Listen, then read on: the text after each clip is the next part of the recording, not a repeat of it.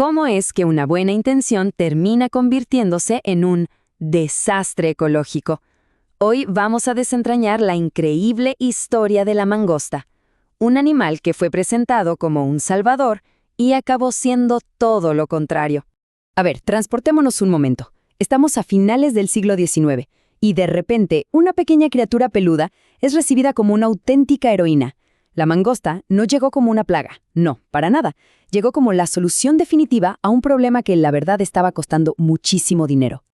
Y aquí viene la gran pregunta, ¿no? ¿Cómo es que esta supuesta salvadora se transformó en una villana ecológica? Bueno, la respuesta es una lección fascinante sobre esas cosas que nadie ve venir, las consecuencias imprevistas. Ok, vamos a meternos de lleno en esto. Para entender bien por qué todo salió tan mal, primero hay que entender por qué, en su momento, parecía una idea brillante. La clave de todo está en cómo se pensaban las cosas en esa época, sobre todo desde el punto de vista económico. Miren, a finales del siglo XIX y principios del XX, tanto en Hawái como en Okinawa, tenían unos problemas de plagas muy, pero muy serios. En Hawái, por ejemplo, las ratas estaban comiendo los cultivos de caña de azúcar, que era básicamente el motor de su economía. Y en Okinawa, el problema era doble. No solo tenían ratas, sino también a las serpientes sabú, que son venenosas y un peligro real para la gente. O sea, necesitaban una solución, y la necesitaban para allá. Claro, en esa época las opciones no eran muchas. Usar pesticidas era carísimo, y además el efecto duraba poco y nada. Pero la mangosta, ahí estaba la mangosta, parecía la solución perfecta, de verdad.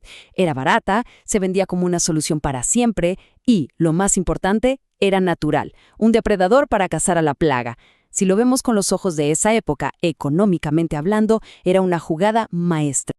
Y ahora sí, llegamos al punto de quiebre, a esa pieza clave del rompecabezas, porque es justo aquí donde ese plan, que parecía tan perfecto, empieza a hacer agua por todos lados. Todo por un error de cálculo, uno solo, pero fatal. La lógica era súper simple, ¿no? La mangosta se come a las ratas y a las serpientes. Listo. La trajeron para que hiciera exactamente ese trabajo. ¿Cuál fue el problema?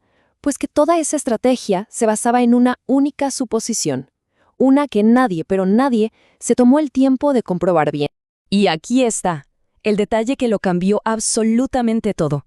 Y lo más increíble de esto es lo simple que fue el error. A ver, las ratas y las serpientes sabú son animales nocturnos. Hacen sus cosas de noche. Y la mangosta, pues es diurna, anda activa durante el día. O sea, para que se entienda fácil, la solución y el problema trabajaban en turnos completamente distintos, jamás se cruzaban. Entonces, ¿qué pasó? Pues que la mangosta salía a cazar y su supuesta comida estaba durmiendo. Tenía hambre, no tenía quien se la comiera a ella en este nuevo lugar, así que tuvo que empezar a buscarse la vida por otro lado. Y es justo aquí donde la historia lamentablemente se pone muy, muy fea. La pregunta cae de maduro, ¿verdad? Si la mangosta no se estaba comiendo a las ratas y a las serpientes, entonces, ¿qué diablos estaba comiendo? La respuesta es lo que nos muestra el verdadero y terrible costo de ese pequeño, gran error. Pues se fue por lo más fácil, lo que sí estaba disponible durante el día, las especies nativas. Animales que no estaban preparados para ella. Estamos hablando del conejo de Amami, del rascón de Okinawa, de aves que hacen sus nidos en el suelo, de lagartos, de ranas que solo existían en esas islas. Se volvió una experta en acabar con los huevos y los polluelos de especies que en su vida habían tenido que enfrentarse a un depredador así de rápido y eficiente. Y esto nos explica perfectamente por qué el golpe fue tan devastador. Pensemos que Hawái y Okinawa son islas, son ecosistemas cerrados, como una burbuja. Las especies de ahí evolucionaron durante miles de años en una especie de paraíso, sin depredadores como la mangosta. Simplemente no tenían defensas, no sabían ni cómo esconderse de algo así.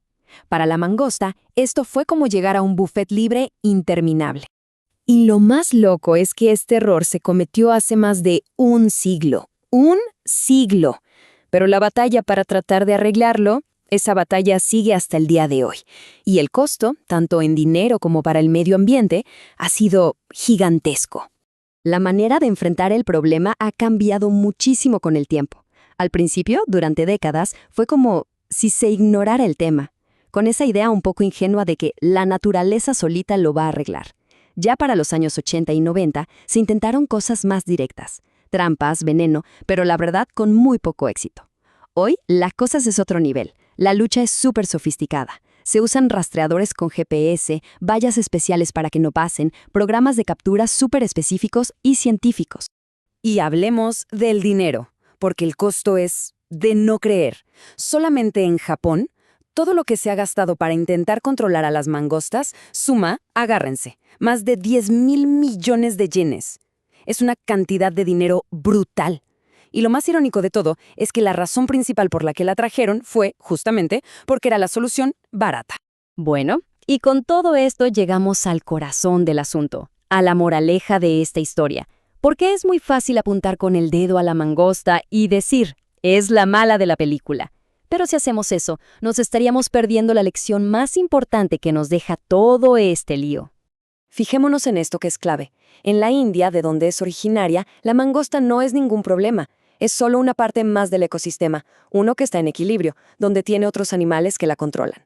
Ahora, en Hawái es una plaga que se intenta controlar, y en Japón la ley la clasifica como una especie invasora que hay que erradicar. Ojo, el animal es exactamente el mismo, lo único que cambia es el lugar, el contexto. Y esa es la gran conclusión. La mangosta no es un invasor malvado con un plan. Simplemente hizo lo que hace cualquier ser vivo, buscar la manera de sobrevivir en un lugar nuevo. El punto es que la mangosta no es el monstruo de este cuento, es el síntoma.